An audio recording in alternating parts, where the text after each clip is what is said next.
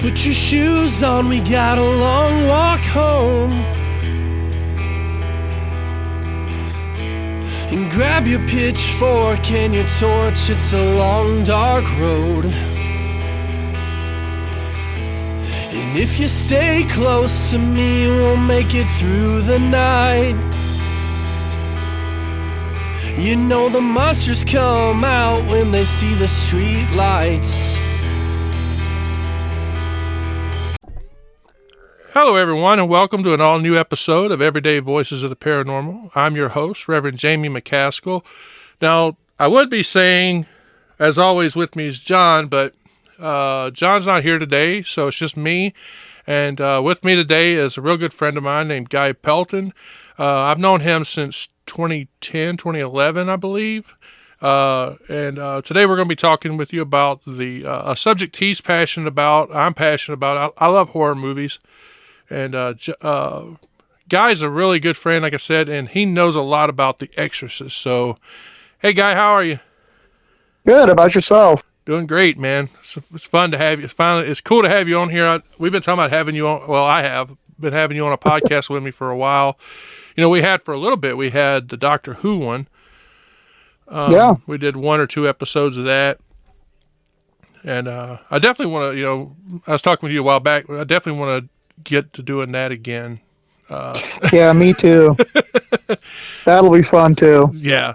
Now, like I said, we're going to be talking about The Exorcist. It's a great movie. Now, I never told you this, but, when I got into horror, was in I think, 93 when Scream came out. That's about when I got into horror. It wasn't like... I was always afraid of, like, if I got into horror, I would get scared. Yeah. And yeah, you and me both. Yeah, really. And yeah, so like it was, I didn't want to get scared. And Jason was one that, Friday the 13th was just a couple of days ago as we record this. And Jason was one it took me a while to get into. Because to me, it was the thought of Jason was something that could actually happen. Now, I don't mean like the undead part, but a man in a hockey mask with a machete. Yeah. And I could see, that's something I think that's what led me with him. I don't know about you, but that was what always kind of kept me away from Jason. Yeah. And then, I know, for me with Friday the 13th, the first one I saw was with when I was like 12 or so with my sister and my now brother-in-law, and which I can't remember, it's like number 5 or 6 or something like that, but it was so funny that just watching it, that after that, I was able to watch most of his other stuff, and it wasn't as real to me anymore. So yeah, but yeah, I can see that. Yeah, and then you have there's a lot of horror movies that are like that with me. But I did watch one Jason movie before. I have one memory of watching a Jason movie before I got into horror. My first one was Jason Takes Manhattan. Oh, yeah. That's the one that I remember as a kid watching. But of course, it's one of those with the Mandela effect where I remember bits and pieces of it. But now that I have watched it, with Leo and Clay, there's like those scenes that I remember are different. Yeah. Like the boxing match on top of the building, I remember that being in a ring. Yeah. And I remember the scene of him staring up at the picture of the hockey team. But correct me if I'm wrong, I don't think he's actually staring at it now. I think he just kind of is standing in front of it. I think so. I think you're right. But I remember him staring up at it. So it's kind of, to me, it's just like weird how those little, the Mandela effect is one that I would like to have you on again and talk about, because I love the Mandela effect, but that's one of the ones with me. And another movie that I never watched until I think you and me got together and you lent me your copy was the one we're talking about today, The Exorcist. Yes. And I can honestly tell you, I don't know why I never watched it. I don't know if I was afraid to, but I remember for years, like, people talked about it and I never watched it. I watched the prequel, but the one I watched was Exorcist: The Beginning. Yeah. And so yeah, that was my, intro into it, which is one of the reasons I wanted to have you on to talk about it, because you really got me into watching, Doctor Who, of course, but The Exorcist. And and of course, like, now I'm studying the case as a deliverance minister. Right. I'm reading the book, I'm actually reading the actual diary of The Exorcist. So, and you like I said, you know a lot about it. So, Yeah. and what was your introduction into The Exorcist?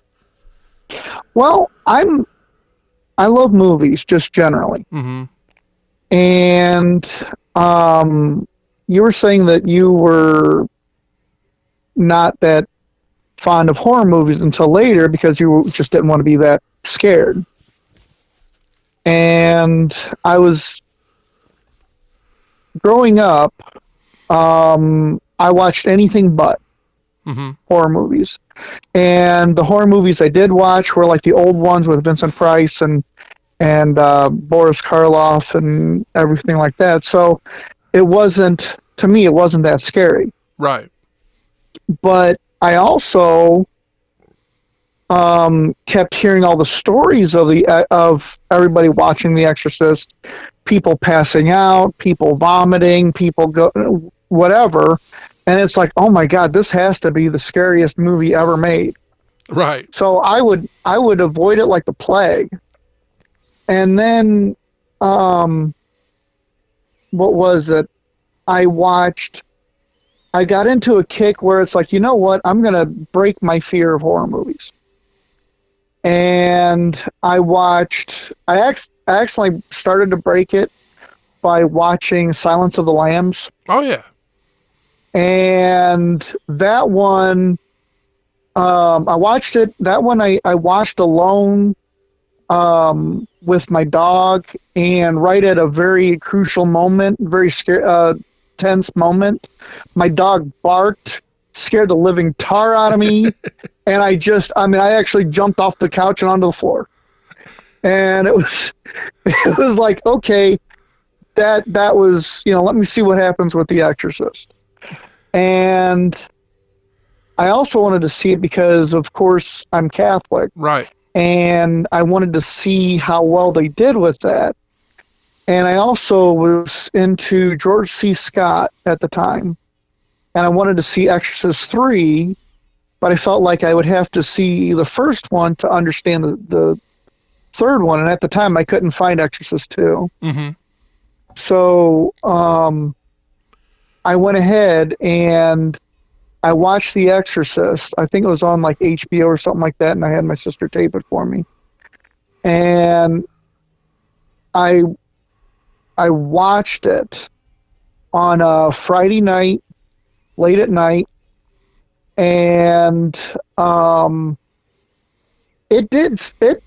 there were parts about that movie that just, it gave me nightmares. Oh, yeah.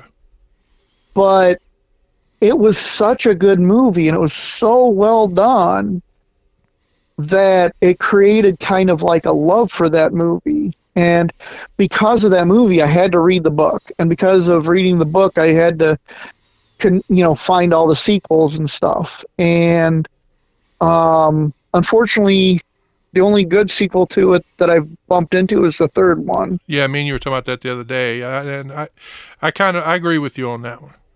I didn't too much care for the second one either. Yeah, the second one was just weird. It wasn't scary, it was just weird. And then anything after the third one.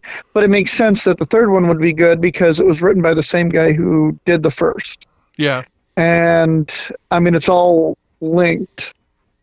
Those two are very heavily linked. And the only good parts in the second one to me were all the stuff with Marin. You know, when you see Marin, and James Earl Jones. Yeah. Although James Earl Jones's part was that was a little bit weird, yeah. That whole cult and that could have been a movie in and of itself. Yeah. Now, was any of that in the books? None of Exorcist 2. Oh wow.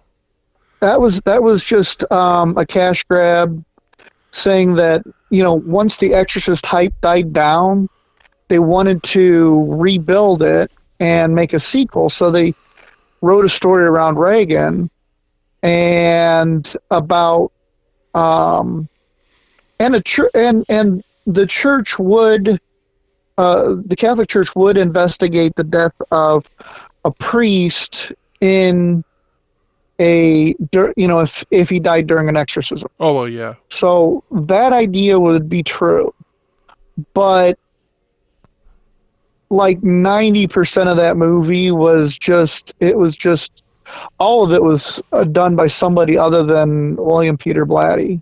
Yeah. And it was just not a drop of it was in the book. Now, the original movie, The Exorcist, and the book are so closely tied, and it makes sense that it was so closely tied because William Friedkin, the director, sat down with William Peter Blatty. Yeah, because Blatty had had sent Friedkin the book and said, "I want to turn this into a movie, and I want you to be the director." And Friedkin, this was right before The French Connection came out, and which was Friedkin's first really huge movie. Mm-hmm. And Friedkin read the book, thought it was awesome, and just immediately said, "Yes, I want to do this." So Blatty wrote up a script. Friedkin looked at him and said, "This script is crap. This is not the book." Wow. And they went through the book and wrote up a script together. And I mean, he knew that Blatty was a great writer and good script writer, but whatever that first draft was not what Friedkin was willing to do. And after they got the script, then they could go from there, and it became kind of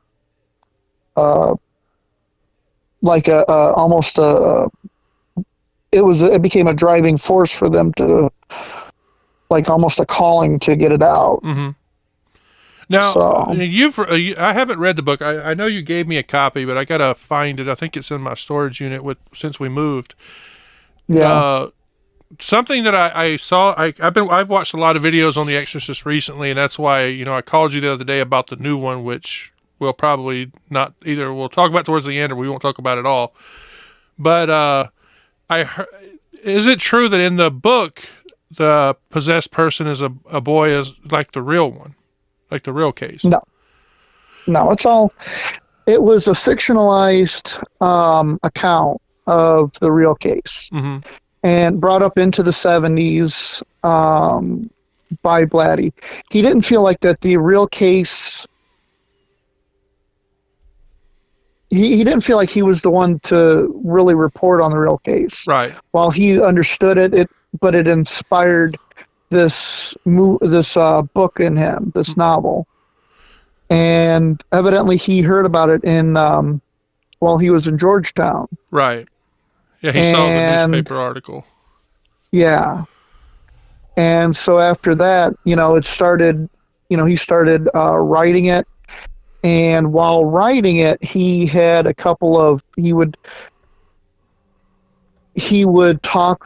extensively talked with different priests that would know about exorcism, Right. to make sure it was legitimate what he was writing and realistic to them and for them. So in the book, it was a girl as well, like it was in the movie. yeah, Oh, okay. That's what I was curious about. basically what the movie is, it's a great. Now in the book, it goes into a lot more detail. It goes into. I believe it's in the book that you learn the name of the demon Pazuzu. Yeah. But and in the book also, the book also makes it clear, from what I understood, that it was the Ouija board that was the catalyst for the possession. Yeah, because I know the movie just kind of hints at it. It just shows Reagan like once or twice like playing with the Ouija board and talking to, was it Mr. Howdy? Yeah, Captain Howdy, yeah. Yeah. That was which a lot of people don't realize that can lead into possession. It's not the whole play, in my studies, it's not playing with it alone, it's the fact you're playing with it all together. Yeah. Yeah. It's opens doorways and whatnot. Mm-hmm. And a lot of people think, there's a way to protect it. Just leave it alone. It's just best to not even touch that stuff. Even if you put like I've said in my sermons time and again, just because you write Jesus on something, don't make it Jesus. Right.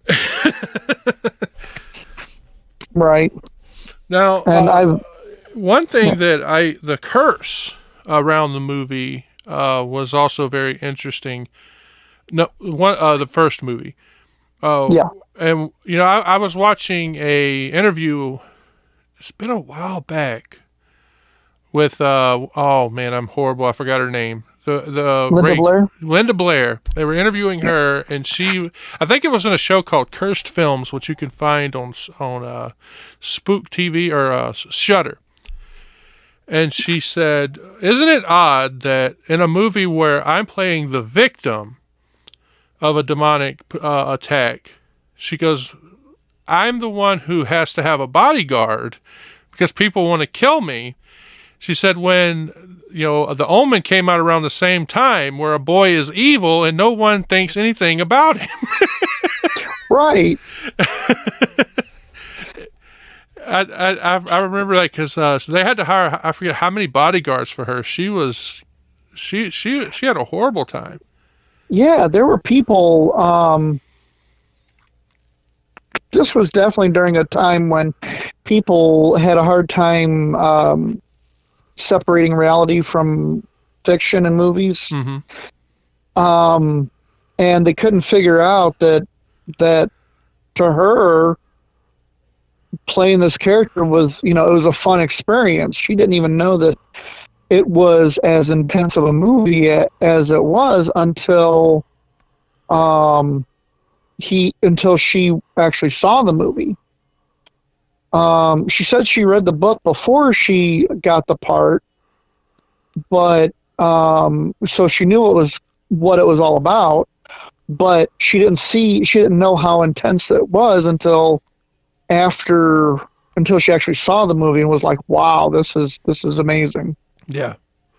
And then everybody else thought that,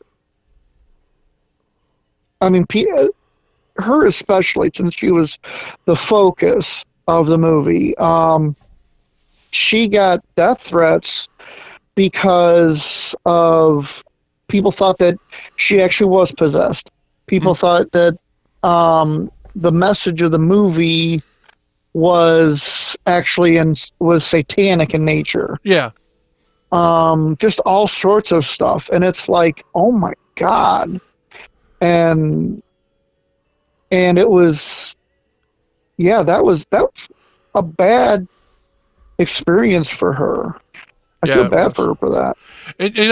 I remember as a teenager, Linda Blair was hosting a TV show about hauntings. I don't know if you remember that. I do. And also helping during that movie was that old lady from Poltergeist. She was like, she did voiceover work. And I remember as a kid, like teenager, I don't know how old I was. I know I was a teen. And my Aunt Marilyn, who watches my sermons, she loves that I'm a minister. She very religious. She called when we were watching that show, and she goes, "Do you hear her voice?" And I went, "Well, that's the old lady from Poltergeist." She goes, "No, that's Linda Blair. You hear what it did to her voice being possessed by that demon?" This is in the 90s. Right. When you think people would realize that's not, no, that's a completely different voice. That's whatever that lady's name, Fantanga or whatever her name was. That was not Linda Blair's voice. Oh no. And that was another thing. People actually thought that the demonic voice of Pazuzu was Linda Blair doing it. They just did things to her voice to do it. Yeah. And it's like, no, they had 3 or 4 other people do that voice, and one of them was a chain smoker who she actually asked to be tied to a chair and fed raw eggs to make her voice even worse. Wow. To be able to, and it was like, oh my God.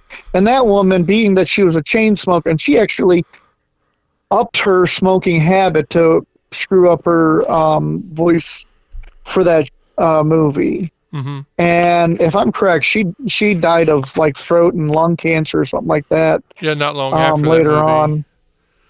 Actually, it was a little bit after it, but was it? She's always listed in the people who suffered the Exorcist curse. Yeah, there was a lot of them. Didn't like somebody actually fall down those stairs, and they tried to say that was because of the curse?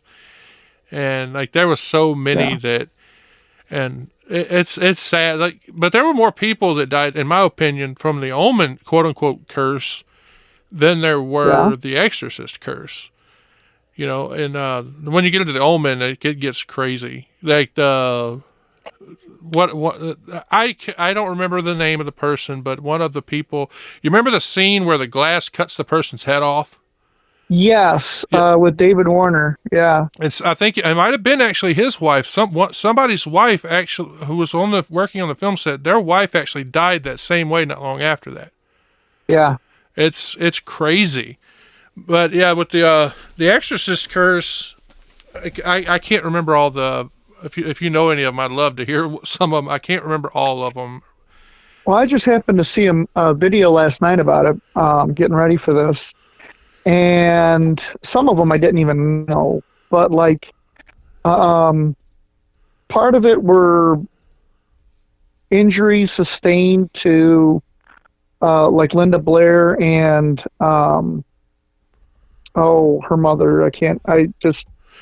Yes, Linda Blair. She had back problems, wasn't it? Yeah. The screaming was actually when she was screaming to make it stop. That was actually her screaming to make it stop. Yeah. Her harness broke loose, and it did injure her back to the point where she still has residual pain from that. Mm-hmm. And I can't remember the woman who played her mom. The scene when she gets thrown back, her harness, she was thrown back just a little too hard, and it hurt her back. Wow. And what's bad is they had to do it a second time, and Friedkin, knowing that she was already in pain, had them pull just a little bit harder, so that to get that shot. And in that scene where she got pulled back or got knocked back by Reagan, when she hits the ground and she's like talking about or she's screaming in pain and everything, that's real. Wow. So Ellen Bernstein, that's her name. Yeah.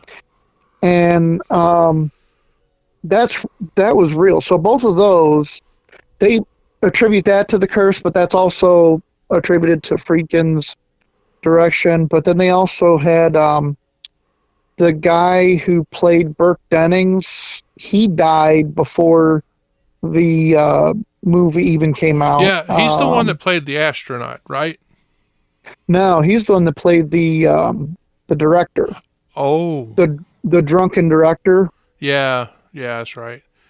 and so I can't remember how he died, but and then there was the woman who played Damien Karras's mother. She died like just days after. Both of them actually died just days after finishing up their scenes that they had to finish. Wow. But I mean, it makes sense for the old lady to die because She's I mean, old. yeah, she's old and yeah, but it was just unexpected that it would happen that way. Then people around the set, there were other weird injuries. The set itself caught fire. Yep, I was going to mention the fire. And evidently the only thing that was untouched was Reagan's bedroom. Yes. I think I do remember hearing that. Yeah. Wow. And it was like, and then like people around the thing, Max von Sydow's brother, shortly after even beginning work on The Exorcist, his brother died in a weird accident. I mean, it just seemed like there was so much going on to everyone around. And what was very interesting about there was an interview with Max von Sydow about all of this, about the curse and everything, and he said, you got to think about it. If you're doing a movie where you only are filming for 3 weeks, not a lot's going to happen in that time.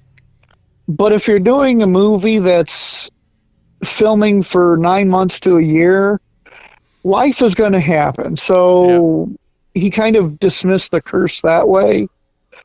But it was just very interesting listening to him, and it's like he was even one that they listed as being affected by the curse.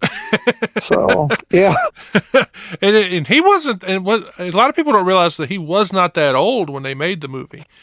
He was like in his maybe 40s at the most, 30s or 40s. Yeah, and it was funny. I watched them do the makeup on him, and the guy who did the makeup on Reagan did the makeup on him, and they both took like 4 hours to do. Wow. And so that was that was very interesting, and turning a young man into such a believably old man. Yes. Not really, just basically using kind of there as a guide. And then what's interesting is as he got older, he kind of did start looking like that, like him. So and that's true. That's what, another funny, this one's not about The Exorcist, but you ever watch The Critic? yes. The whole John Lovitz, when he took that part, to play the voice, he said, as long as you don't make him look like me. Yeah. And then as he aged, he turned into the Critic. Yep. Yeah. It's weird how that happens. Oh yeah. Yeah, Max von Sydow, what gets me is,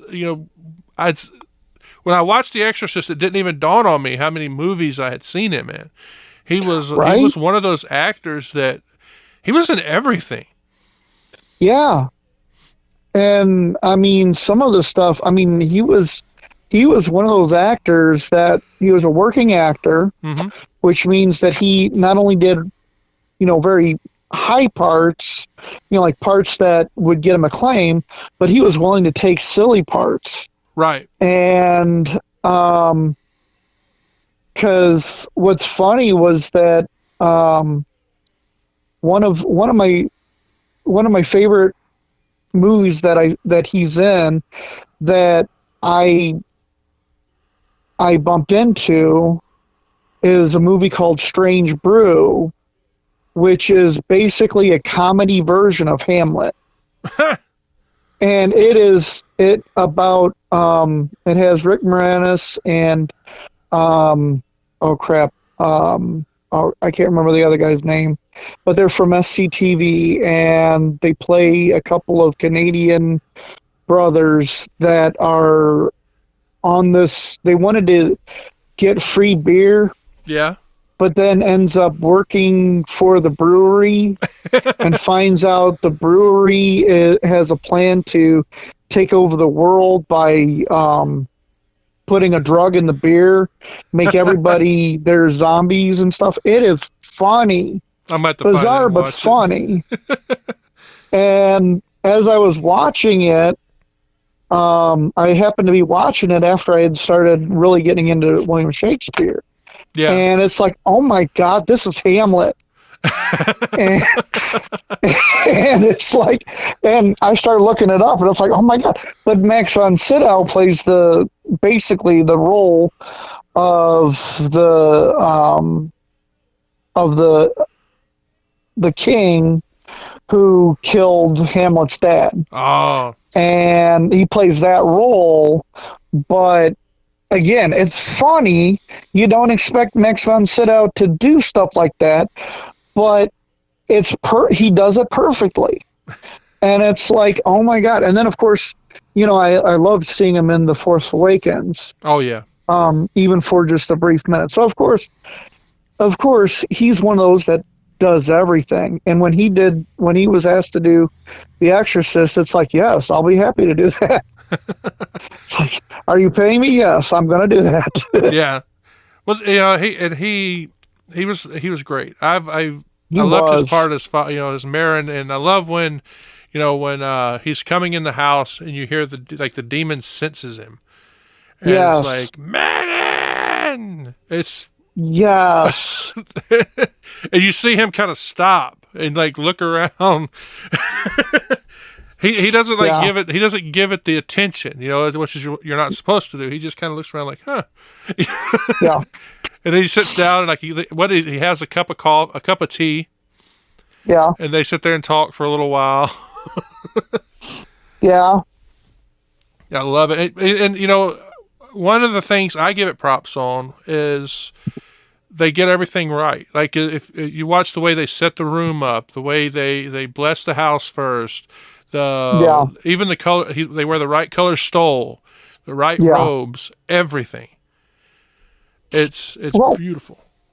They had 2 Jesuit priests who, on set during the entire time there was a priest role, where one of the priests were on set. Mm-hmm. And they actually had I didn't realize this, but one of the other priests, not Marin or Karis, was an actual priest in the role. Yeah, the guy who gives, the guy who was he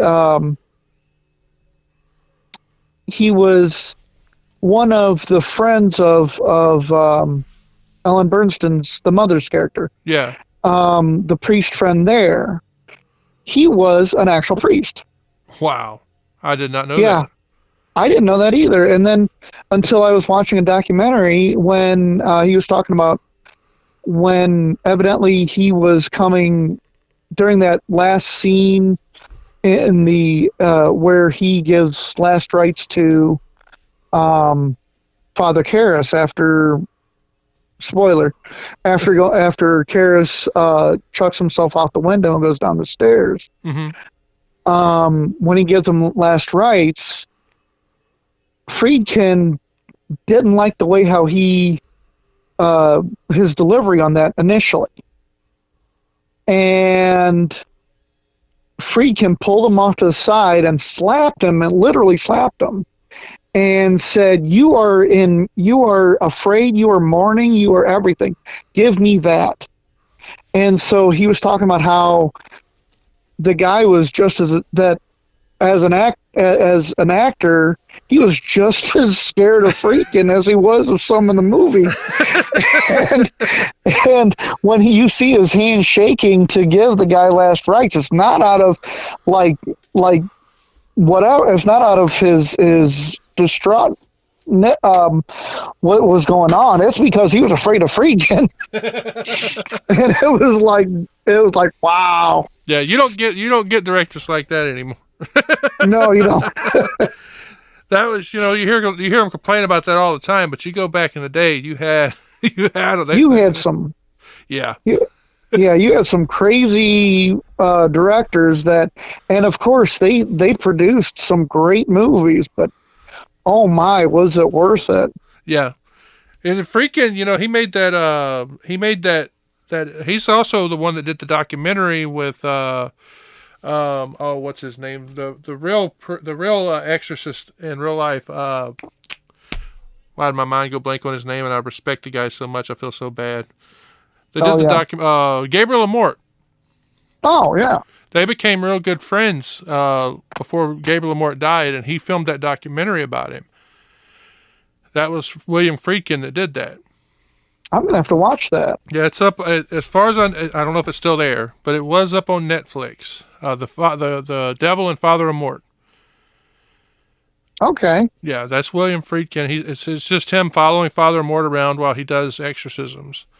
It's a great documentary. I love Gabriel Amort was a great. Everything I've read about him or read by him has been really good. He's great information. Yeah. But so trying to think about another part from part one that I like. But it's one of my favorite movies. Now the real case, the diary is actually extremely short. It's not a lot. It's not a lot of information in there. And like I was telling you on the phone, a lot of it, because of what I do, when I look at it, I'm looking at it as if this was a case I was going to take. And a lot of it just seems to me like I would have to be there to have judged it. But it was like the young man just was being a kid. He didn't want to go to bed. So he would get violent, throw stuff across the room, spit at his parents, yell at his parents. That's kind of the reaction I get. It's not until I'm still not done with it, because it's I just kind of read it and pass. Like every so often I'll pick it up and read it.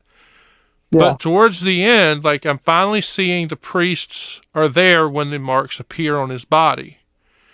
Because earlier it was always the parents reported to us that this was happening and this was happening, and all of a sudden there was an X on his chest. And the priests go, well, that means it's going to be 10 days and it's going to stop. Just weird stuff like that. But it's not a lot of information. You do get the names of the priests, of course. And Roland Doe is reported, well, that's one of the names they gave him. In the book, he's just R. Yeah. So I found that interesting because, the name Reagan, and all the information he's reported is just R. Yeah. So I found that interesting, but a lot of the names are there. Marin, Karras, those names are there. Really? Yeah. So you get or Halloran. You get Father Halloran. There's an H there. All those names that are there in the movie are there.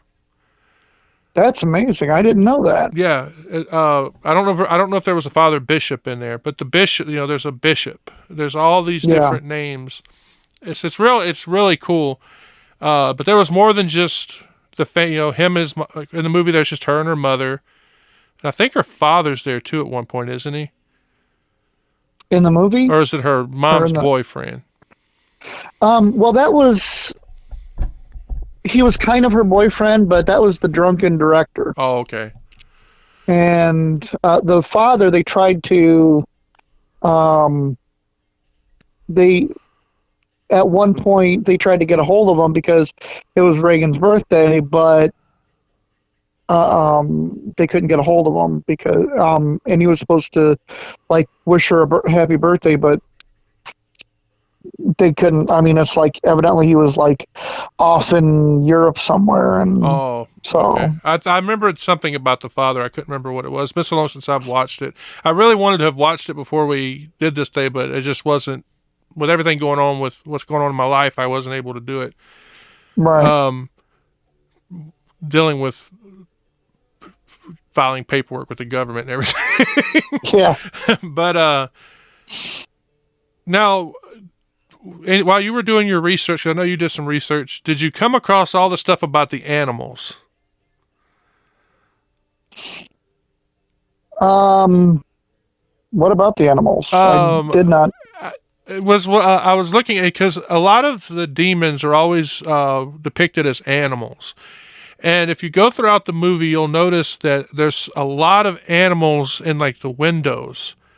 Like in Reagan's room, there's all the animals lined up along the windowsill.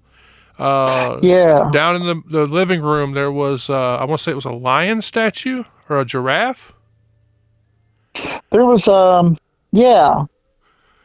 Yeah. I never even paid attention to the animals, the animal art and stuff like that they had. And remember the priest or somebody that fell down the stairs? Yeah. If you look, when he gets to the bottom of the stairs, one of the animals that was in Reagan's window is laying on the ground beside him. Yeah. Evidently, in the movie, Reagan has a deep appreciation, or she's an artist. Right. Or she's a developing artist, I should say. And those little animals that, little clay animals or whatever, are ones she did in art class or as fawn or whatever. Yeah. So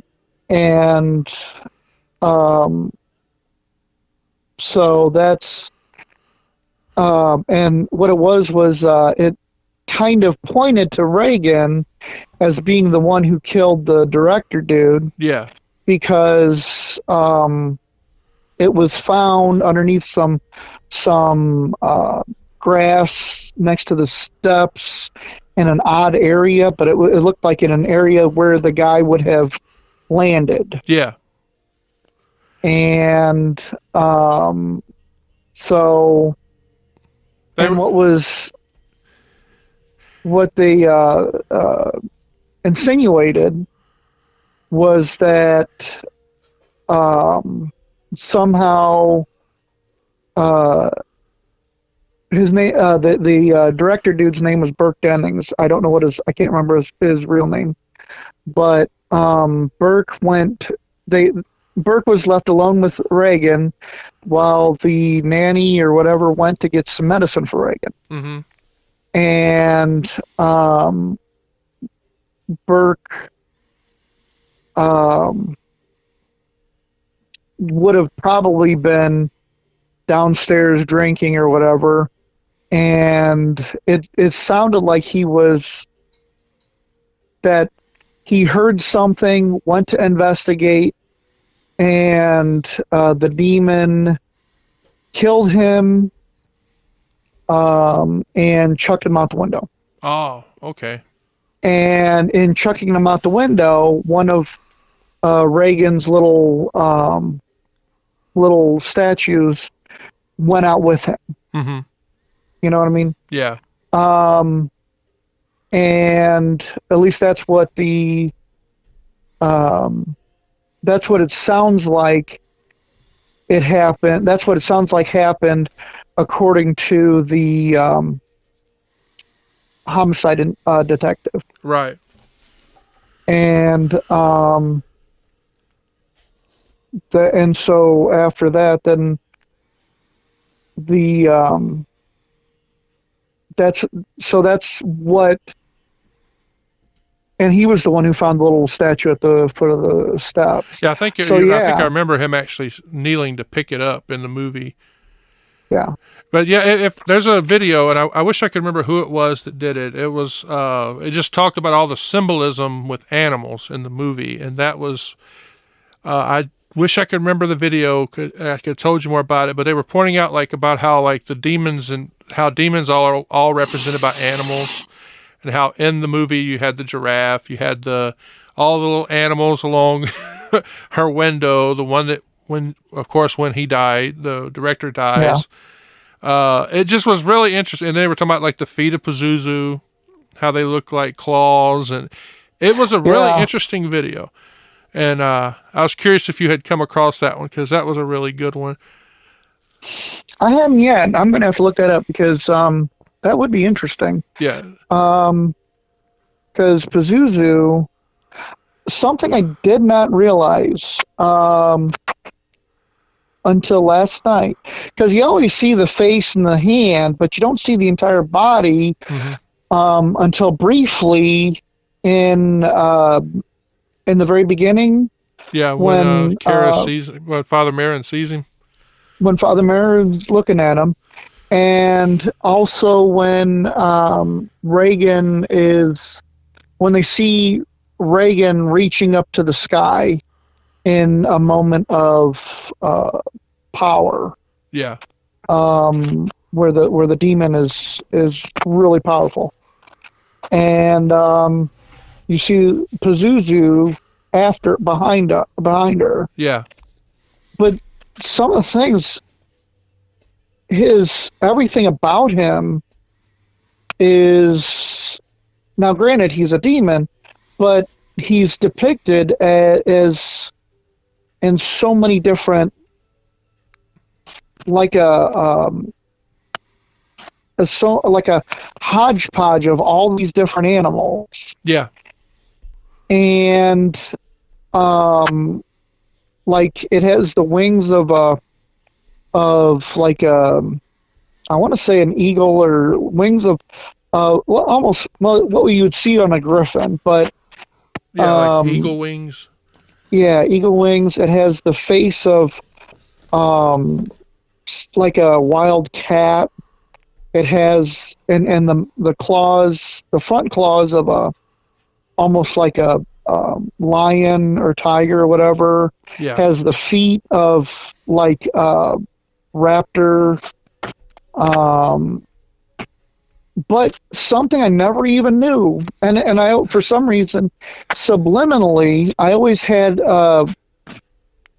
something reptilian in mind with him, and his penis is depicted as a snake. A snake, yep. And when I realized that, it's like, well, that makes sense. And for years, I never even saw that detail. Yeah, I didn't either. Till I started studying like demons for real, and I came across him, and also what a lot of people get confused is people will look at demons as, oh, well, this demon did this and that. They go, oh, well, he was a demon that protected kids. It's like he's a demon. You know? Right. Oh, well, he was meant to protect kids, and he was like a god of the wind, and it's like he's a demon. It's like, however you look at it, it's like demons, they pervert everything. Well, what would be more perverse than going, hey, I protect kids, and then I kill a kid? Right. And then you come back and you go, well, you were supposed to protect the kid. I do. You killed him. I protect kids. He's protected. I have him now. He's protected. Right. Because it's true from a certain point of view. Yeah. Yeah, nobody can hurt him now. Nope.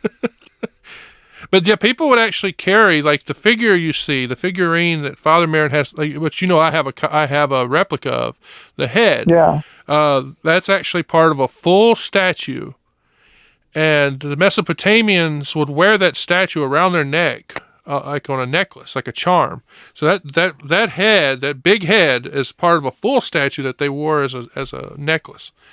Wow. To supposedly, they believed that by wearing that, you were protected by Pazuzu, and no other demon would even dare touch you.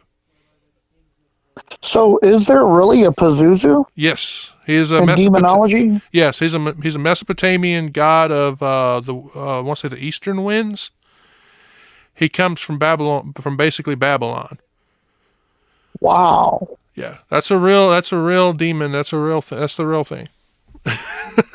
See, I thought that was made up by Blatty, but it makes perfect sense why although he researched everything about this, and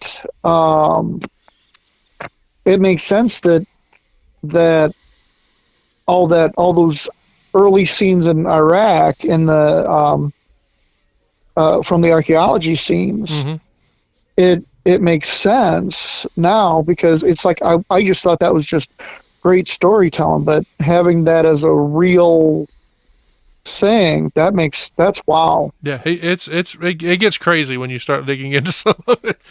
Well, that was like, I wrote a story when I was in high school. I find it odd that demons will weave their way into your mind. Like, they're gonna convince you of certain things. It's what they're supposed to do. Well, it's not what they're supposed to do, but it's what they do. I wrote one about, and eventually throughout the writing, originally the demon was he possessed a character, and he was a bad guy. And then after the first book, I was going to write a sequel. And in the sequel, I have it where the good guys go and they capture him, and and the devil, of course, turns on him, and because he was captured, and he becomes a hero. And I named that character Pyro. In my mind, I went, well, Pyro, that's fire. He's got fire powers. And as I got into demonology, Pyro's a demon. He's a demon of what? Of lies. Wow. It's just interesting. It's like I had him as a bad guy in the first book. The second book, well, no, like I've decided I'm going to turn him good. Well, who's to say that demon wasn't in my head going, I can be the hero now. It's amazing once you start like really digging and you start studying things. But yeah, I could see why like anybody, because of the movie Exorcist, would be convinced that, Pazuzu's made up, because you wouldn't expect a storyteller to put a real one in there. Right. I mean, even just for the sake of the giving acknowledgement to something real would be dangerous. Exactly. You would think. Yep. And that's what that does. But again, like, he chose Blatty might have just went, that's or Blatty. What would have been Blatty? Because was Pazuzu's name in the book? I think you said yeah. He might have just he might have just looked and said that's a Mesopotamian god, and not even thought about the fact that it's also a demon. Yeah. He might not even thought about that. He might have just said, what's a Mesopotamian god nobody's heard of? Oh, well, there's Pazuzu. Right. I'll use Pazuzu. Well, that's the thing, because you don't hear the name in the movie. Yeah, you don't. And you don't hear it. I mean, it's never said in the movie. It's never said on film until the second movie. Yeah, they have her say, I am Pazuzu, or something like that. Something like that. And, in that movie, that second movie, just at one point, it seems to me, Richard Burton's character, I haven't seen it in a while, so I could be wrong on this, so correct me if I'm wrong, or whoever may be listening may correct me, but at some point, Richard Burton's priest character, calls upon Pazuzu for clarity or something like that, and it's just like that. I mean, that's when I heard Pazuzu was in that movie, and it's like, well, I wondered if, and that was another thing that made me go to the book, because I wondered if the name of the demon was, if they made it up for the second movie. Huh. And then I read the book, and it was like, wow, they didn't. I mean, they had in the book, they had a good backstory. They had a good everything. Yeah. And it's like, I mean, there was so much in that book that they couldn't put to film, but was just so good that I highly recommend anybody read it. Yeah, I've got to get out that copy you gave me and read it. That one, and I think you gave me Legion as well. I might have, yeah. And then of course there's the unofficial sequel. Me and you talked about before, was it the Ninth Configuration? Yeah, the Ninth Configuration. That movie, and I just happened to bump into it because I heard that it was by William Peter Blatty, and I just happened to find it and rent it one day, and I absolutely loved it Yeah. because it was not. It's not paranormal like The Exorcist or the Exorcist 3 Legion. It is more about the psychological, which in looking at The Exorcist, that one's very psychological. They look at all the psychological aspects and everything about that. But in the Ninth Configuration, which was based, it's weird. The Ninth Configuration the book was written. I haven't read the book yet, but it was a rewriting by the same author of an earlier novel that he wrote called Twinkle Twinkle Killer Kane. And evidently the earlier novel he was younger and it had more humor in it. Whereas in the Ninth Configuration, he wrote it more as an in-depth study, same plot, but more as an in-depth study, and he considered that as the official second book, official sequel to The Exorcist. Yeah, and for the listeners, the way he did that was that the astronaut at the party, who, Reagan tells him, you're going to die up there, he leaves, he goes into space, and then in the Ninth Configuration, I think, you can correct me if I'm wrong, he that's where he went up there, he went crazy, he comes back, and he aborts the mission, right? I think so. Yeah, and he comes back, and he's in a psychiatric hospital. Yeah. And now, have you seen the movie yet? Not yet. I want to watch it. Oh my goodness, I highly recommend it. I'll try not to spoil it for you. Yeah. But but you can see, and what's funny is before The Exorcist, William Peter Blatty was mainly a comedy writer. Mm-hmm.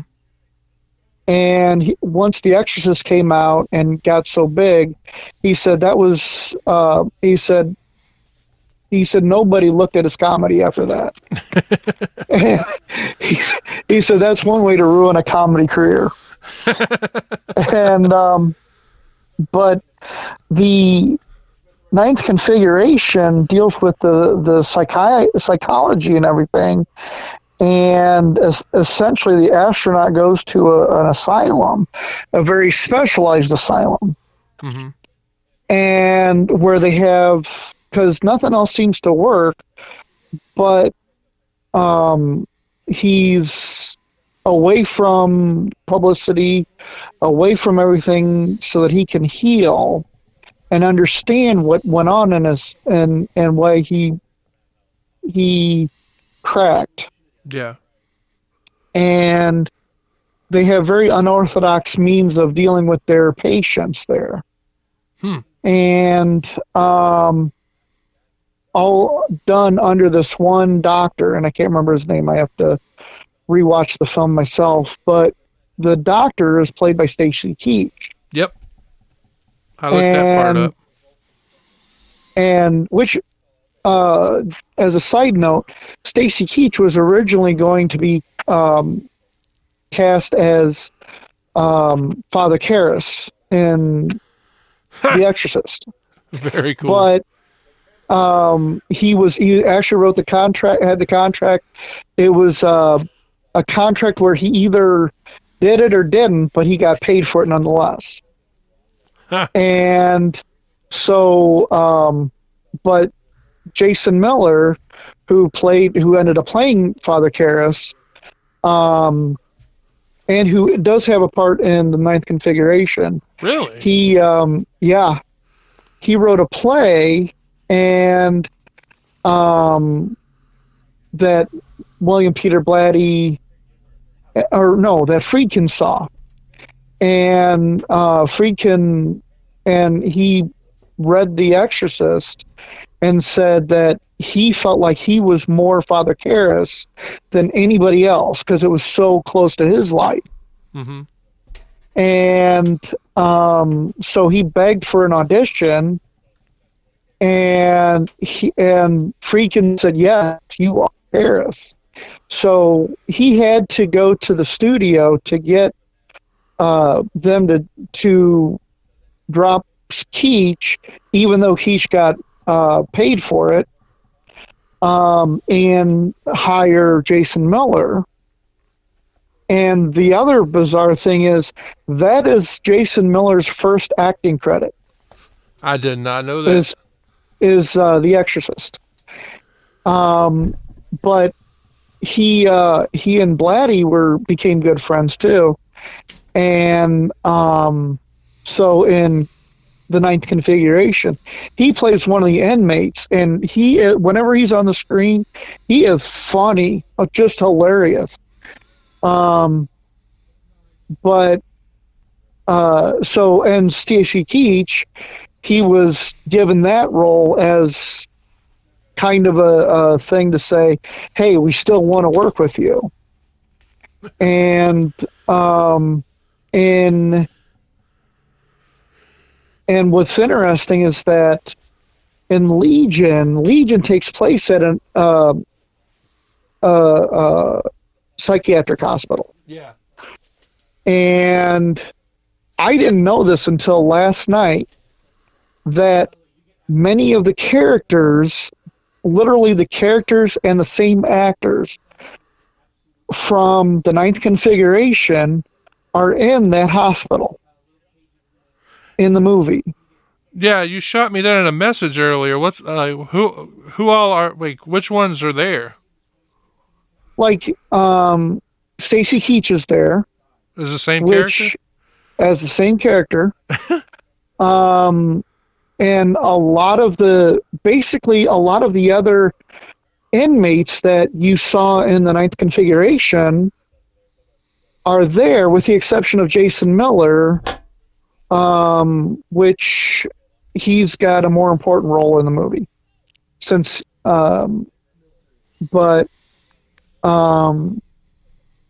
Which is, I mean, it was just very interesting that the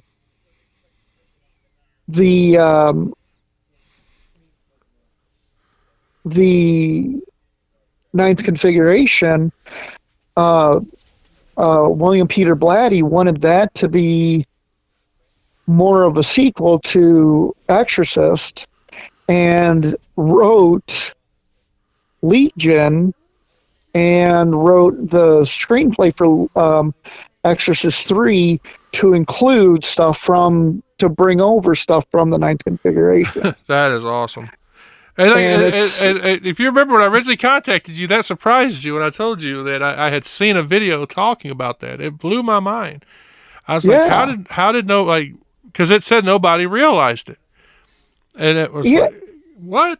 And I mean, dead serious. By the time I'd seen Ninth Configuration, I had seen Exorcist numerous times. Mm-hmm.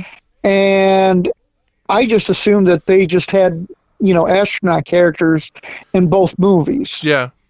And it was maybe like a callback, or like kind of a wink to those who are paying attention. Mm-hmm. Like a little Easter egg. And no, it was more than that, and it was meant to be more than that, which I thought. I mean, when you said that it was the unofficial sequel, it's like, it's just an Easter egg. And then I started looking into it, and it's like, oh my God, this is right. The same character from I don't know if like I said, I've never seen it, so I don't even know if they mentioned the party or why he went crazy or not. But it said that in that one video I watched, he said that that was why he went crazy up there, because it was on his mind what Reagan told him when he was up there. It blows my mind. And well, part of it was that it was like there was a lot more to him going crazy, but part of it was he saw the vastness of space, the absolute emptiness, Mm-hmm. and everything, how all of it,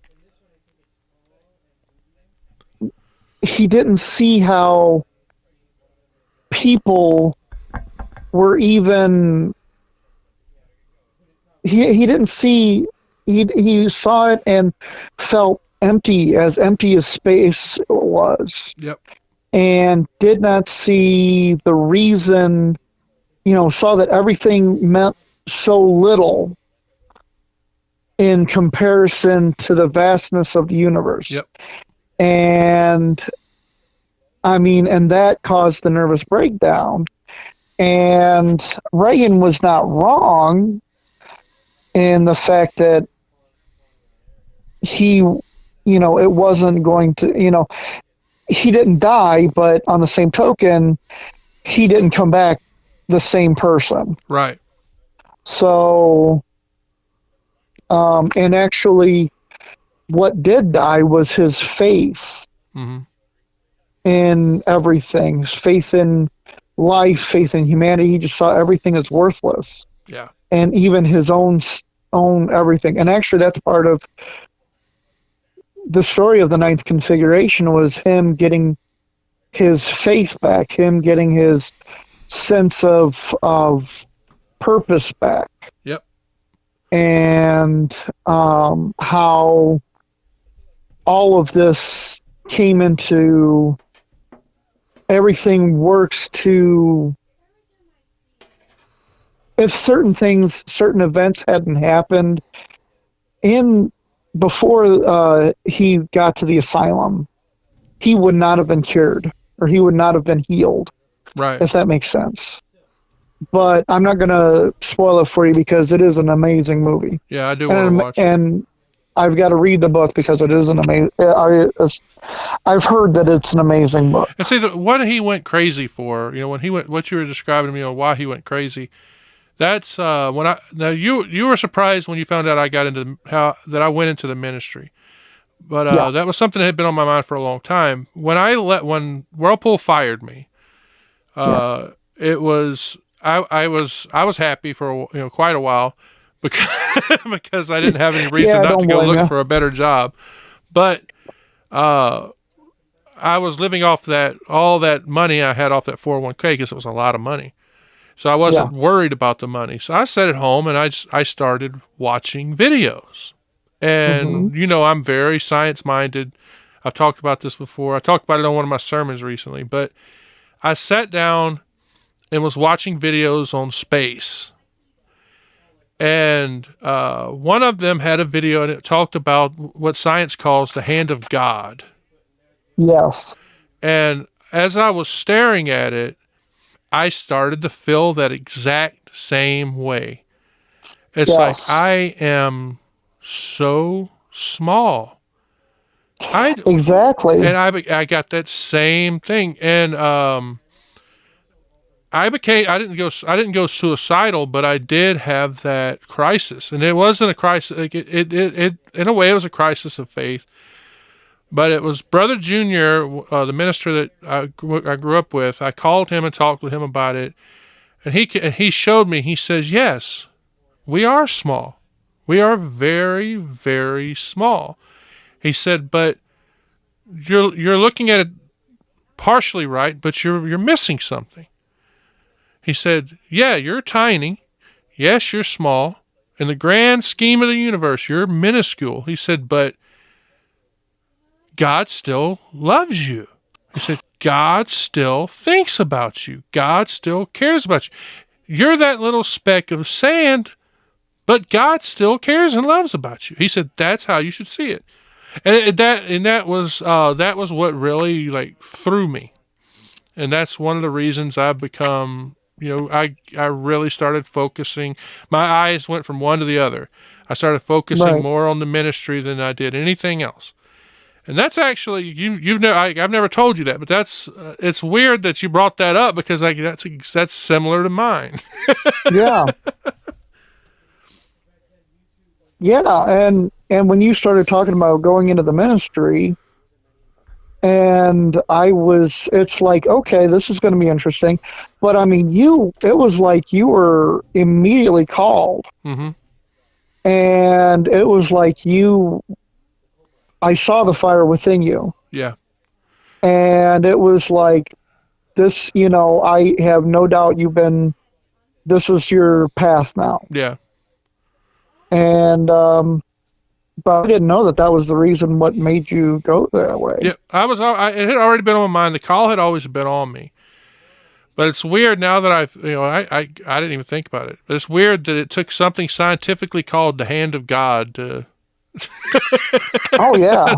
to push me to the point where I realized just how tiny I was. Yeah. It's like we know we're not, we know we're small and everything. We know that. But when you honestly see just how small you are, and then you start thinking about the Bible verse where Jesus said, his eye is on the sparrow.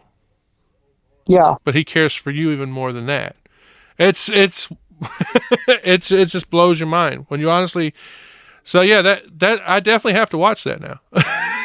Oh yeah.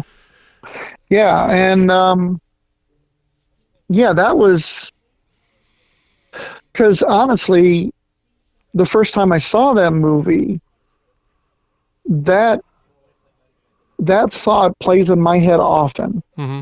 How insignificant we are in the course of this universe. I mean, it's like, and how we've created this world on Earth where it's like very, all the governments, all of everything. But in the grand scheme of things, all the money, all the power, all everything is meaningless. Yep.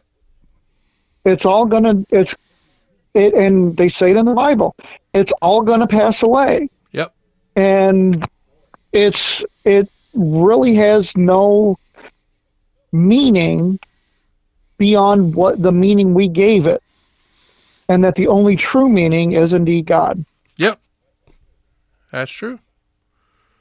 And not meaning to get like super religious right now, but yeah, because we're talking. But if you look at what movie we're talking about, yeah, and then then you go to what the new garbage they released, and it's completely different. It's not the same feel. It has nothing to do with the original movies.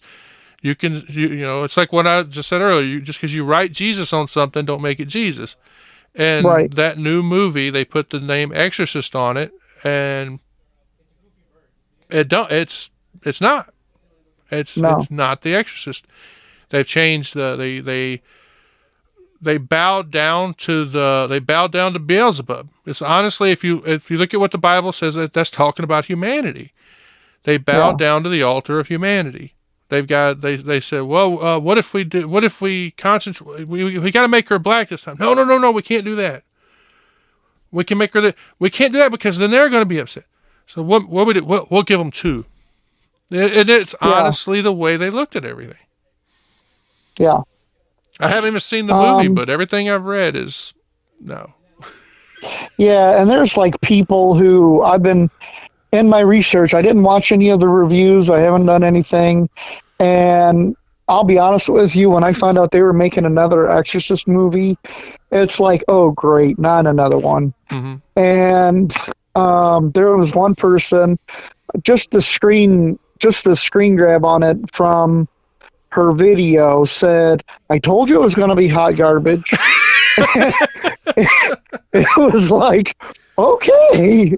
So I'm of course intrigued by seeing this hot garbage, and I have a funny feeling they have this. Evidently, this is supposed to be the beginning of a trilogy. Yeah. And they have the second one. This one's Believer, the second one's Deceiver, and they haven't named the third one yet. But evidently, they're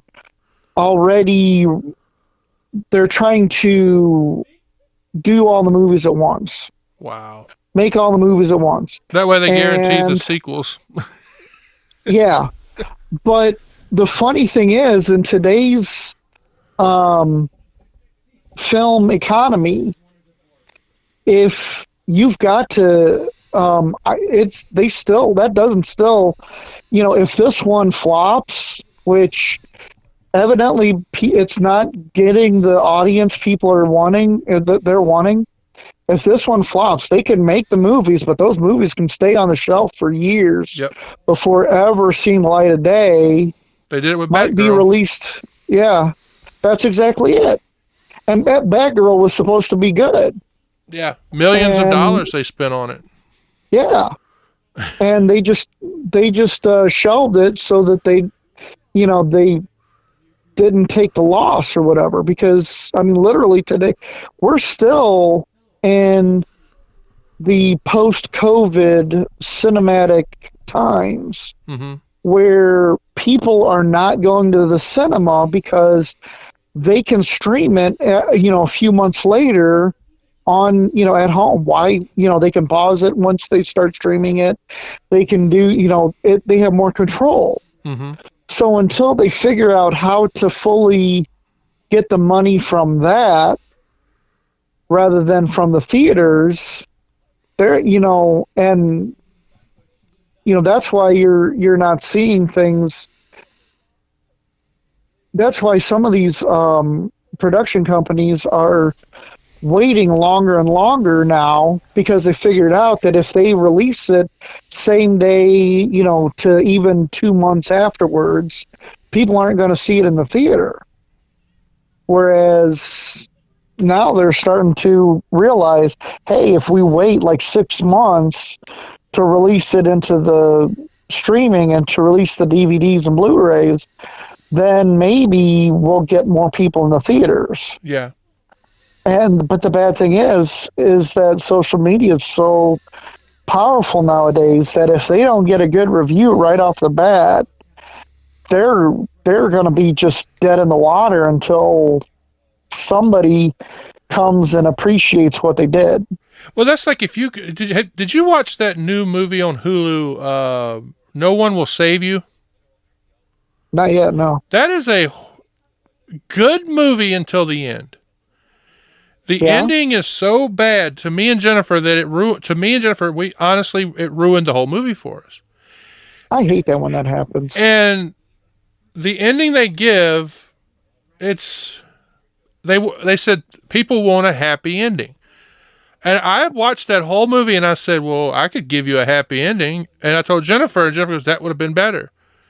Yeah. And I honestly, I thought that, personally watching the movie, it was the ending I expected, was the one I came up with, a happy ending where everybody, well, I would say everybody survived, but the majority of the people survived, and the lead actress the lead character she's got a happy ending, and she has a family. Yeah. Whereas in the end, well, that's not even an ending where I'm going to try not to ruin it by saying it, but where the aliens, quote unquote, won, but she's happy. That makes no sense. It's like, oh, I'm alive and the world's gone, but hey, I'm happy. And it's just, that's kind of the way it went. And it was like, no, you could have done a lot better than that. Yeah. Because they literally said that they wanted to give the people a happy ending. And oh my God. It's like, you can't do that anymore. It's either give me an ending where everybody's dead, or give me an ending where even though I might have expected it, it's still a good ending. Yeah. But I mean, they butcher so many movies that way just because they give the ending that they feel that people want, and then people are grumpy about it because that's not the ending that they wanted. Yep. Well, look at Halloween, the newest Halloween, where that was a good movie. The last one, I didn't care for the fight scene between Jamie Lee and Michael in the end. I thought they kind of made Michael weak. Yeah. But at least it ended. But a lot of people were mad over one thing, and they threw a whole fit because they killed the gay characters. Well, guess what? He's a psychopath. He's going to do psychopathic stuff. Yeah. Oh, but he didn't kill the dog. Well, no, actually, he ate the dog. Remember? It's Yeah. it just always gets to me where, like you said, they give us what they give us what they think we want. Yeah. And it's like, no, I don't like now when you'll watch a horror movie, a slasher flick. Yeah. Everybody survived in the end. Well, what was the point in there being a slasher film? So that doesn't. Yeah, that's okay. Then what's the point in the film? I mean, is it? I mean, I guess that's the thing. It's like some of these movies, you expect them, if everybody survives, or if, like only one, like what was it? I'm trying to remember the movie. There was one movie that people think is a great slasher film, but only one person died in the entire movie. Yeah. It was just built up so well that the people thought, oh my God, it's so whatever. But now I think there's too many. Actually, this is the way it's been in Hollywood for years. There's too many cooks in the kitchen. Yeah. The production companies want, they say, well, we can't release that because this is not good, or we can't do this because this is, this will, and they don't allow the creative control necessary. Mm-hmm. And you almost have to be willing to go independent than to actually bow down to the studios and stuff. Yeah. Which, ironically, is, getting back to The Exorcist, that's something that they had to do. That's something that they did for the Ninth Configuration. Mm-hmm. And William Peter Blatty was trying to get a studio to back him on it, and nobody would do it. And he wasn't too fond about going back through Warner Brothers, because Warner Brothers had a disagreement. Mm-hmm. Although, ironically, Warner Brothers was the one who ended up releasing it, who also did The Exorcist. But he had to come up with $2 million of his own, and ended up going to PepsiCo to get the other $2 million. Pepsi? And yeah, Pepsi helped fund that movie. And Pepsi's told them that they were trying to. The only thing that they wanted was for it to be shot in Hungary, because which makes sense, because all of it has great scenery, oh my God, it's beautiful. That movie shot beautifully, and but it had to be shot in Hungary because they were trying to get a presence there. And they couldn't get, they couldn't get Pepsi in there as well, but because they were able to feature the place and get people to become more wanting to go visit and stuff like that. Hey, this is more film locations and stuff like that. That helped Pepsi publicity. Right. Which evidently they were having a hard time at the time. So, which Pepsi actually has a lot to do with struggling movies, or trying to get movies I'll have to look into made that. or I didn't know that. Yeah, because when they were jumping off another track, in 1984, Godzilla, The Return of Godzilla came out in Japan. Yeah. and they wanted to make it have an American version, American dub, and they wanted it to link to the original American dub of the original movie, Godzilla King of the Monsters, and have Raymond Burr in it and all that other stuff. But the studios generally didn't feel like they wanted to put that much money into Godzilla because, they didn't think that highly of Godzilla at the time. Right.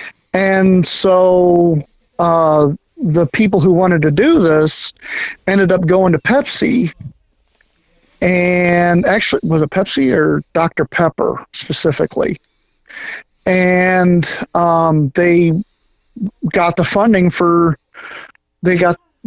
all the funding they needed from that to do what they wanted to do, as long as they feature the product. Mm-hmm. And there's many scenes in there, sometimes comical, about how they put the product in there. But it's very interesting. So I always love how they find some way to put the product in there. Oh yeah. Well, my favorite example is there's this one scene that's very, very dramatic, and now I've seen both the subtitled and the dubbed versions of Godzilla 1984, and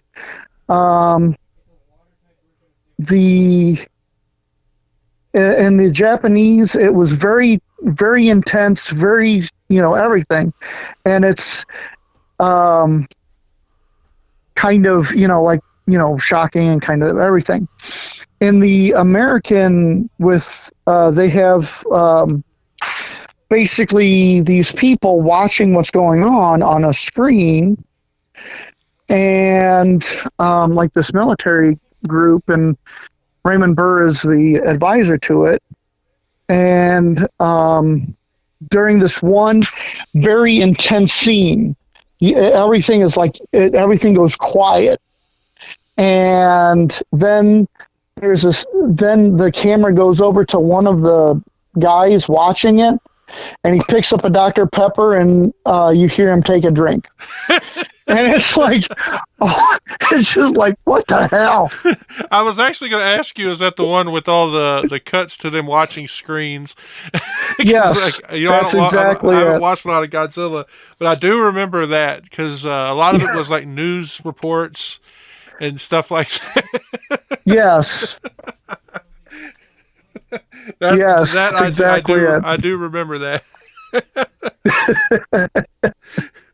But that's I always like when they'll put a product placement in there, and then with like Back to the Future, and then they'll turn around and they'll go, "Oh no, take that one out because that makes us look bad." It's like, ugh. Yeah, no kidding. What was it? I'm trying to remember what it was. It was a car. Oh crap! There was a movie in which, I can't remember what movie it was, but the to get the movie going, the main character has to have a car accident, and so they went, and the company, and I'm trying to remember which movie it was, but if it pops in my head, I'll let you know. But the studio went to every major car company and asked them, "Can we use your car in our movie?" And every one of them initially said yes, and they said, "What are you going to be doing with it?" And they said, "Well, our main character has to have an accident in it." And so immediately each one, no. And the one that they got, the president of the company said, I think it was the president or someone in charge of marketing, said, "Does the guy survive?" And they said yes, he survives. He has to go on with the rest of the movie. This accident happens at the beginning of the movie. And the people said, yeah, and you can have, it's like, yeah, just tell us how many you need, and we'll be happy to give you all these cars, whatever cars you need, we'll help you finance it and whatever else. And the production company, the director, everybody was like, okay. Everybody else said no. Why are you saying yes?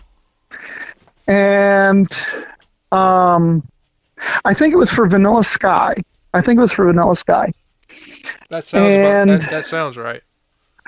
And the company said, okay, and they said they didn't want, all the others didn't want it to happen, didn't want to see their car getting smashed up and whatever else.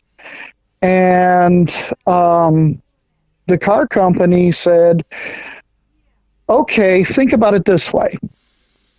You got people who may not be seeing this movie and everything. Then they're going to have kids, and they're going to see this movie, and they're going to see this bad accident that this guy survives. They're going to remember our logo, and they're going to say, if I get into a bad accident, I can survive. And so they went ahead and they were happy to do it. They were like, oh yeah, we'll do this. It's like, just tell us what you need. And that's one of my favorite stories about that. Well, speaking of product placement, like, since we're on that for a little bit, I know we'll get back to The Exorcist in a minute, but yeah, I was watching a video the other day and they were talking about did you ever watch Breaking Bad? I haven't seen that yet. Well, there's a scene where one of the villains kills a Mexican Don, a drug lord. Yeah. And he did it by poisoning him, by putting poison into a bottle of tequila. So Vince Gilligan, I think his name is, that did the show, went to all these different tequila companies seeking permission to use a bottle of their tequila to kill the bad guy in the show. And every one of them said no. Now this is killing the bad guy, but there's a scene earlier in the show where there's where the father and his son are sitting there, the main character Heisenberg is sitting there having a alcohol with his brother-in-law, and he offers some to his son. And the DEA agent, who's his brother-in-law, grabs the bottle and leaves the table. They said after that scene, the sales skyrocketed, but the tequila company refused when it would have been killing the bad guy. And it's like, oh no, we can't be associated with a murder with poisoning. It's like, but you're killing the bad guy. Didn't you see way a while back where that whiskey sales shot up? With the bad guy giving a drink to his son, breaking the law. Right. So it's just kind of weird, like how product placement works. It's just odd. It is. And it was that same one talked about. Sorry to cut you off on that. The same video talked about that Sons of Anarchy. Said, what is Jack Daniels known for? Jack Daniels is known for bikers. Bikers drink Jack Daniels. That's your main sell. So when Sons of Anarchy went to Jack Daniels turned them down. Said, we don't want to be associated with that. So they had to create a knockoff Jack Daniels called Jake Donnelly or something like it. It's the same bottle, same logo, but if you look at it, it says Jake Donnelly on it. Yeah. That's something that I would love to be in a production or something where they have to create fake versions of real life things. Mm-hmm. And because some of those artists, they do wonders, and many times those fake products, people go to stores looking for them. Yeah. And it's like, well, what is this? Like, well, it was made for the production, and it's not real. And then they get bummed out because they wanted to like drink the same thing that their hero drank, or so whatever. That's the same way with South Park. With South Park, they had cheesy poofs. Yes. They originally wanted Cartman to eat Cheetos, but Cheetos said no. Yep. So they created cheesy poofs, and then they released them during the movie, but it was just Cheetos in a bag, in a box that said cheesy poofs. So you're selling Cheetos as cheesy poofs. Right. And I even have a picture of that somewhere. I found them in the store and took a picture of it. And, but yeah, just like, oh crap. What other, there was another, thing that they did, but everything that they did for the longest time on South Park, they couldn't get someone to help them out with, so they had to create their own. And all of the other stuff, then it became popular, and then everybody else was like, well, hey, can we get in on that? Yep, just like, was it George Clooney? George Clooney wanted to be on South Park. They were like, well, we don't have anything for you. We could have you do the voice of a dog. Okay, I'll do it. Yep. So there's an episode where George Clooney's going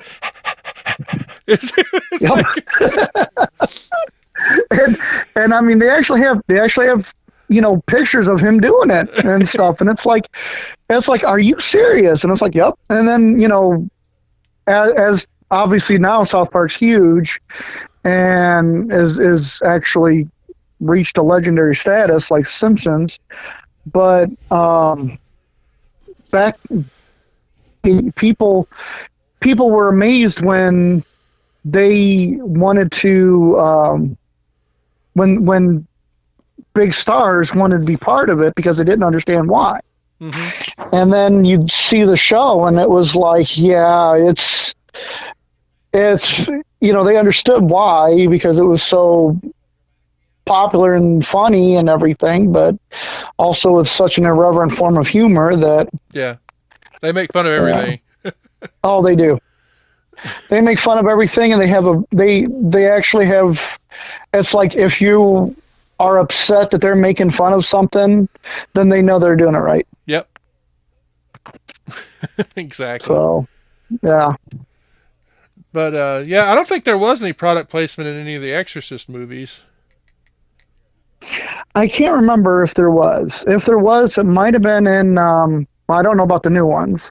Yeah. I wouldn't be surprised about the new ones from what I've heard. But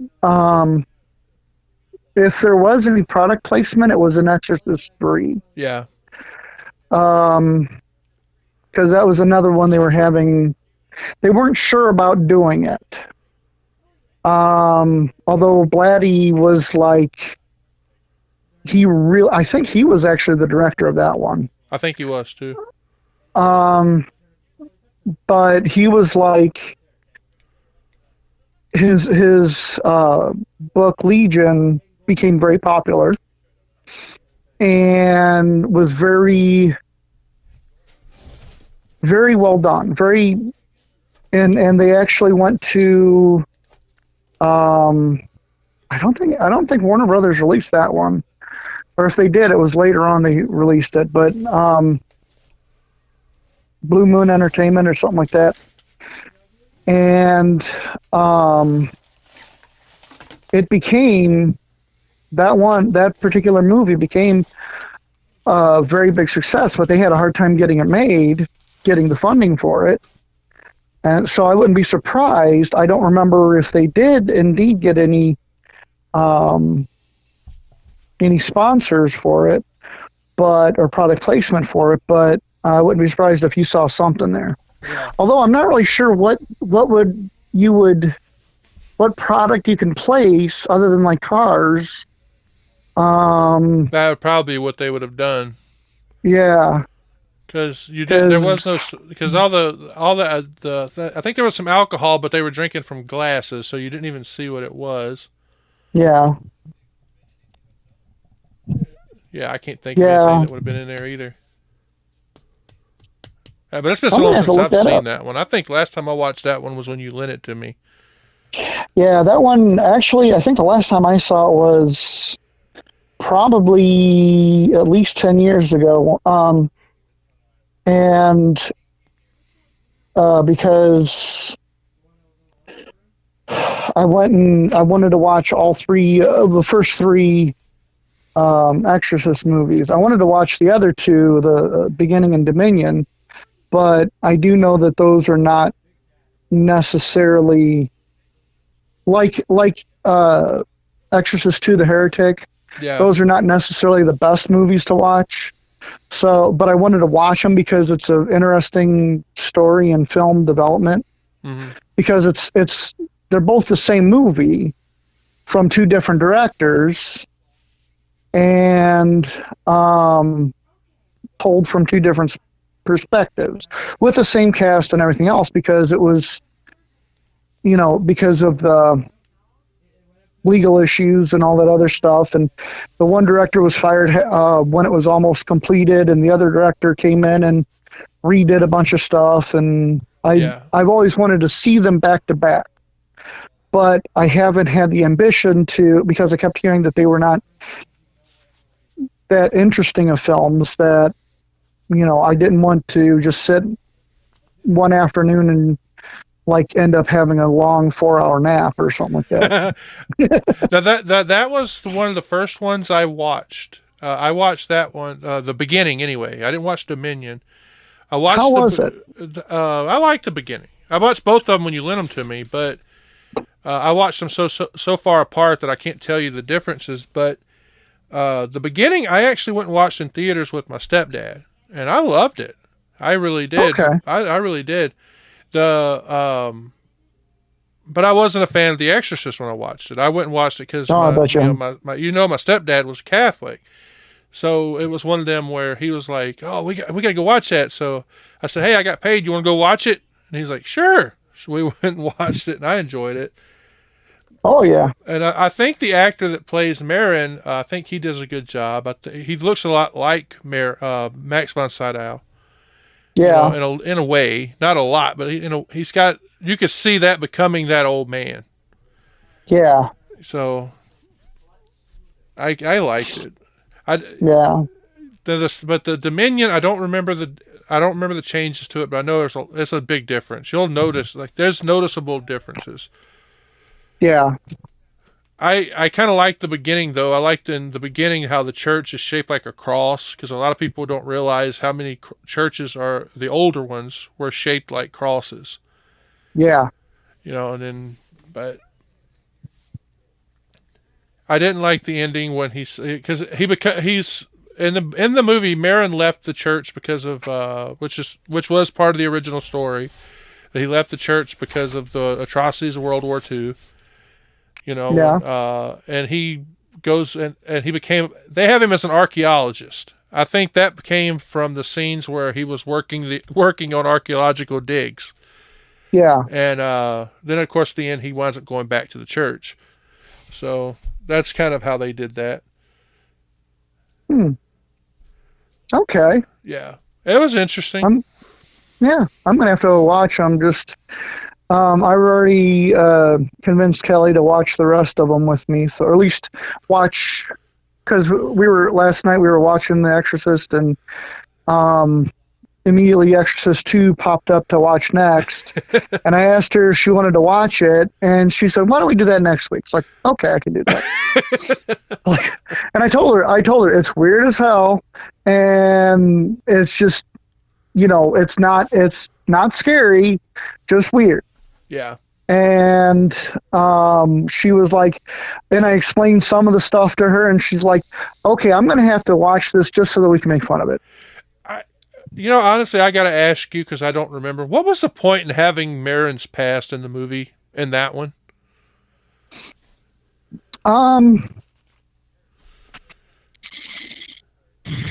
Honestly, I do not know. It was what it was is that the only thing I can remember, and that's been a long time. Like I said, it's been at least 10 years since I saw it. Um, the only thing I can remember is Richard Burton's character had to research Marin, and in order to understand what went on during the Exorcist, the original exorcism, and in order to find out more about him. That's the only thing I can think and during those scenes, that's why he had to learn about Marin. Yeah. But that same show I was telling you about earlier, where they revealed the whole thing about the ninth configuration. yes, He made an interesting point that, do I believe it? I don't know. But it was a very interesting point. He said, I don't think Pazuzu was happy that Marin died. He said he brought Marin there to kill him. He wanted to kill Marin himself. He wanted a fight. And when Marin died of the heart attack, he was upset. That's why you look at when Reagan's sitting at the end of the bed, like what did I do? It was Pazuzu was confused because he wanted a fight, and Marin basically wasn't able to give him one because Marin, he had the heart attack. Yeah. Well, that's the thing about the second movie is that they rewrote that. Yeah, they did. I forgot what they did with that, but I remember that. Yeah, because essentially, instead of Marin having the heart attack, just having the heart attack, spoiler alert for anybody listening, they instead had the demon Pazuzu stop Marin's heart. Yeah, that's right. And so making Pazuzu win that in that way. But I like the interpretation you just told me about how he didn't want to kill Marin. He wanted a big fight, or he didn't want Marin to die. He wanted a big fight so that he could kill him himself. And I like that much better. That would have been much better. Yeah, and it makes a lot of sense because Reagan looks like, oh crap, what did I do? It was kind of that look on her face, and to me, if I was to say walk in that room and see that, I think, oh, she's not really possessed; she's concerned. But it was if it was Pazuzu going, oh crap, I didn't mean to do that. Yeah, and like what was, because I mean, now that you talk about how Reagan looked concerned, how the demon looked concerned. I looked confused, and I mean, you would have thought that once Marin was dead and Reagan was free, she'd be running around and creating all sorts of havoc. But she was sitting at the bed, staring at the dead body of Marin, and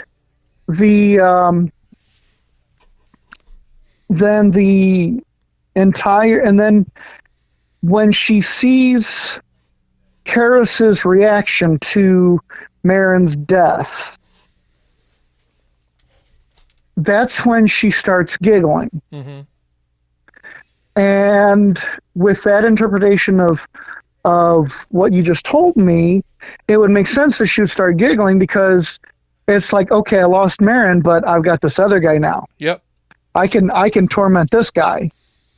Yep. And something I picked up last night was when Karras grabbed Reagan at that moment, and because the earlier in the movie, the demon said it's going to bring us closer together. Yeah. And Karras grabs Reagan and starts hitting her, but trying to get the demon to go into him. Yeah. the first thing Reagan does as the demon is take the medal that that Karras was wearing, break it off his neck to throw it away in order for him to be left defenseless. Yeah. And which actually leads to another thing that I didn't understand until, well, I kind of understood it, but last night in my research, I heard this and I thought was very interesting, was that William Peter Blatty and Friedkin both hated the term horror movie for the show, for the movie. They didn't feel like it was a horror movie. Really? They thought it was more of a statement, more of a movie about actually a love story. Huh. And about the ultimate love story. What and it's like when I heard that, it's like what are you saying? It's like I don't think that's right. But you think about it, Karras sacrificed himself for a girl he never met. True. He only met the demon. He never knew who Reagan was. He never knew anything about that. He just knew the demon, just met the demon. And in order to save Reagan, he's begging the demon to come into him before, and then he has enough will to control the demon long enough to chuck himself out the window. And knowing that that's going to be, and what's very interesting, it was brought out in one of those documentaries I watched last night, that in the book there's an extended scene of him thinking about it before throwing himself out, and one of it was a prayer that God forgives him for committing suicide. Yeah. And because because for the longest time, suicide was considered one of the ultimate sins. It's a despair against God and everything else, until the church itself said that no, you're not in your right mind when you commit suicide, so you cannot be held accountable. And and that is indeed an example of someone not in their right mind, because a demon's got it. True. But that act of sacrificing himself was the culmination of this love story. It's like essentially a higher like a different representation of what Christ did for us. Mm-hmm. And it was that's what they were referring to as the ultimate love story. And if you look at it, it's like, yeah, that is very true. Yeah. I mean, that it is.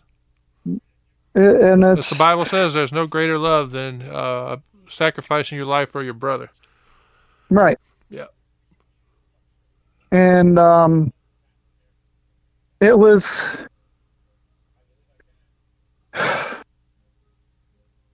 I understood then. It's like when I first saw it, it was very interesting. When I first saw it,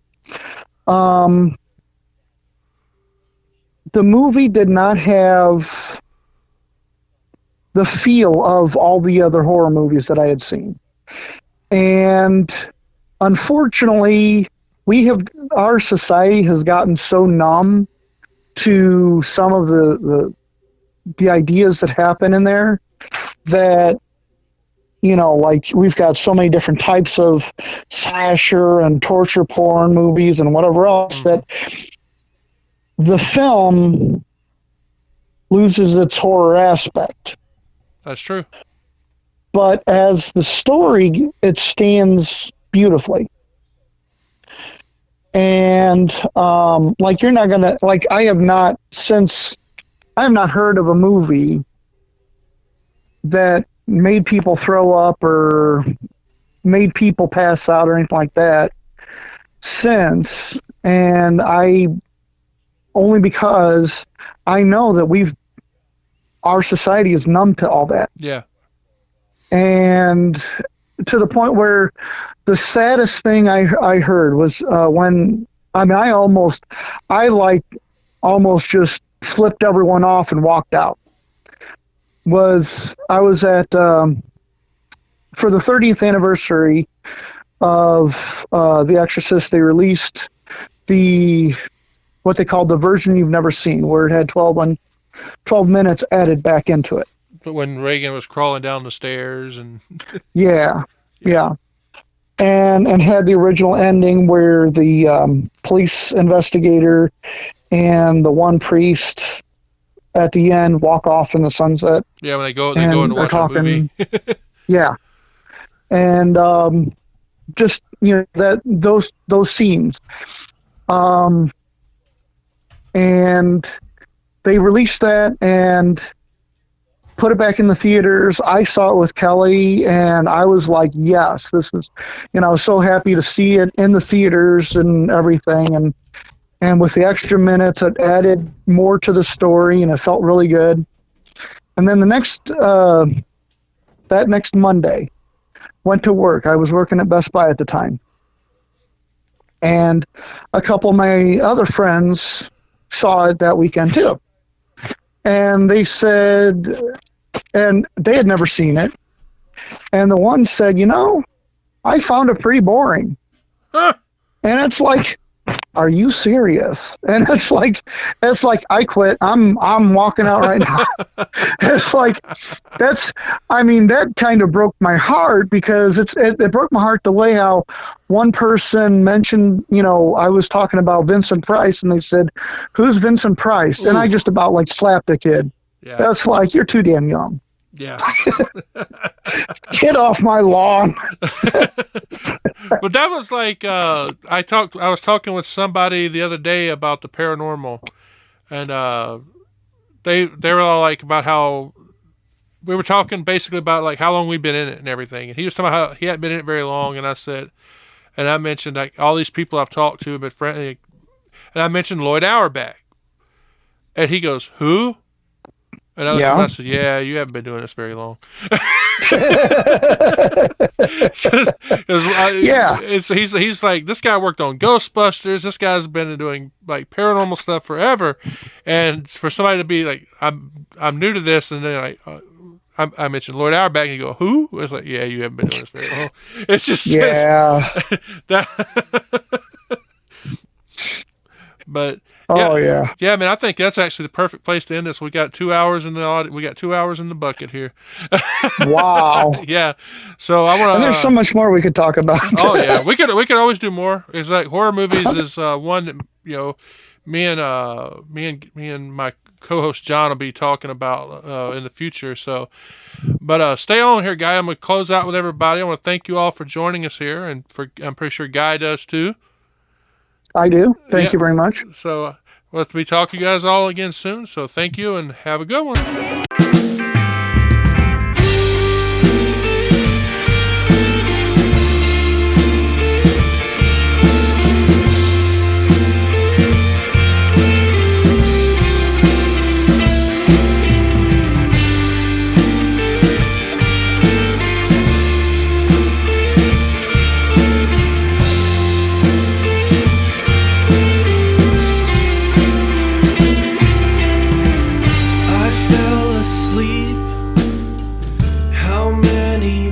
Has it been since I left this place?